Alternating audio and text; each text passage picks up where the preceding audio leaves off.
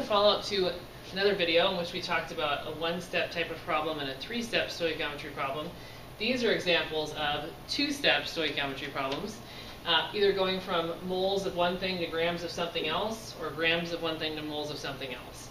Notice how going from grams to moles, that takes 1-2 steps.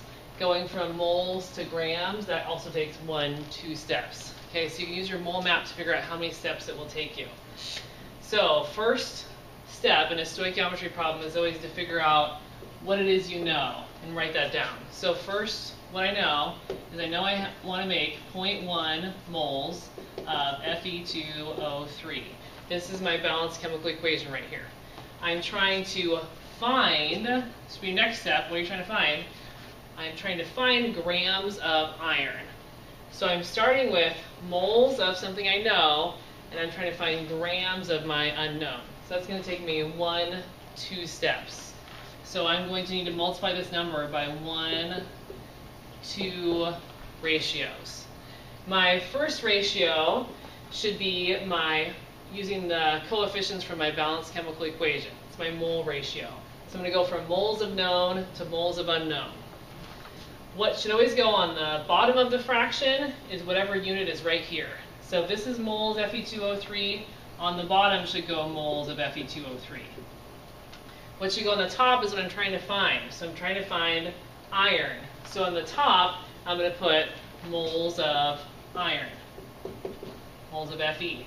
I find the numbers that should go in here by looking at the coefficients. So I'm going to look over my balanced chemical equation. This tells me I need 4 irons to make 2 iron oxides. So it's a 4-to-2 ratio. So now I've gone here. Now I'm at moles of unknown. I'm going to do one more step to go from moles of unknown to grams of unknown. To do this, I'm going to use the molar mass on the periodic table. That will tell me how much 1 mole of my substance weighs. So if I look on the periodic table, I want to know how much a mole of iron weighs. So you can just look at the number under the symbol for Fe, and you will see that 1 mole of Fe weighs 55.8 grams. So now I want to set that up and turn it into a fraction. Again, my same rule applies. Whatever unit is here belongs on the bottom of my fraction. So on the bottom, I'm going to write moles of Fe. And then whatever I want, which is grams, will go on the top, grams of Fe.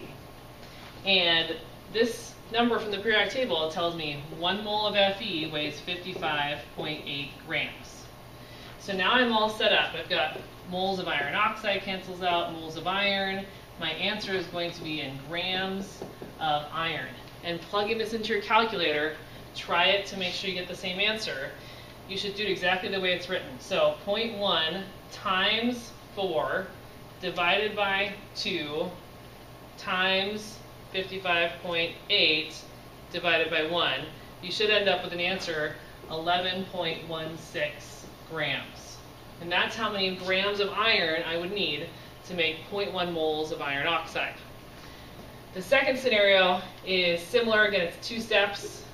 You're starting with grams this time and going to moles. So my first step is saying, well, what do I know? Here's a number that's given to me, 20.0 grams of O2. Okay? And what I'm trying to find is how many moles of iron oxide. So I'm trying to go from grams of O2 to moles of iron oxide. My first step is to go from grams of O2 to moles of O2 using the molar mass. So again, whatever the unit that's right here should go on the bottom of my fraction. So this should be grams of O2. What I'm trying to find, moles, should go on the top. So it's going to be moles of O2 on the top. If I look on the periodic table, that tells me how much 1 mole of O2 would weigh. So 1 mole of O2 weighs 32 grams.